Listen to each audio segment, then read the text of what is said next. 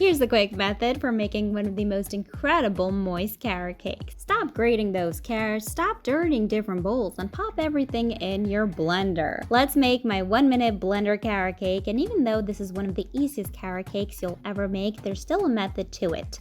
Into a big blender, you're going to add the carrots. We're going to blend those carrots first. If you were to add the ingredients all at once, you will overmix the batter, so pulse these until shredded.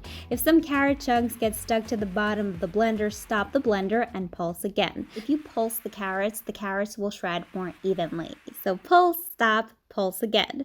Once your carrots are shredded, you're going to add in this exact order the wet ingredients first, and only after add the dry ingredients. If you were to add the dry ingredients first, the flour will just stick to the bottom of the blender. I'll leave more info on my website.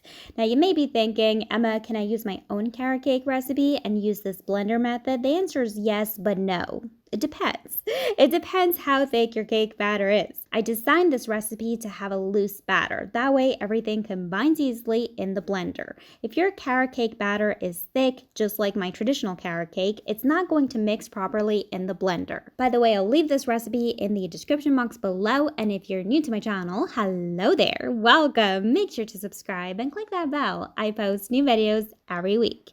You're going to pulse this batter 5 times. This will come together within seconds.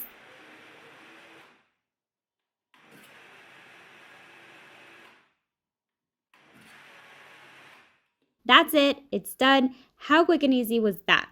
Do not continue to mix this. You're probably going to have some flour on the sides of the blender. Just take a spatula and finish mixing everything by hand.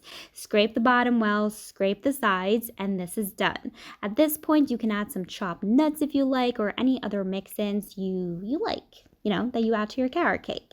You're going to pour this batter into a 7 or 8-inch baking dish, greased, floured, and lined with parchment paper, and you're going to bake this baby in a preheated oven at 180 degrees Celsius or 320 Fahrenheit for about 22 to 25 minutes. Of course, you want to do the toothpick test. If there's no wet batter, the cake is done.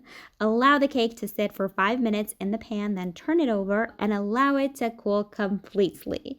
Now, this cake is delicious as is, okay? It doesn't need a frosting. You could have it as a snacking cake with coffee or tea. That's how I like to eat it, but sometimes I do make a frosting. And here's a quick, delicious one. It's just 2 ingredients, cream cheese and powdered sugar, and a splash of vanilla if you want. It's a very loose, creamy frosting. It's the same recipe that I use for my cinnamon rolls. It's delicious. As I said, it's a very soft frosting. I wouldn't use it for a layer cake, but it's perfect for a 1-layer snacking cake. I'm gonna trim the sides. You don't have to. When I make it for myself, I never do that, but I'm making it for you, so we gotta make it pretty.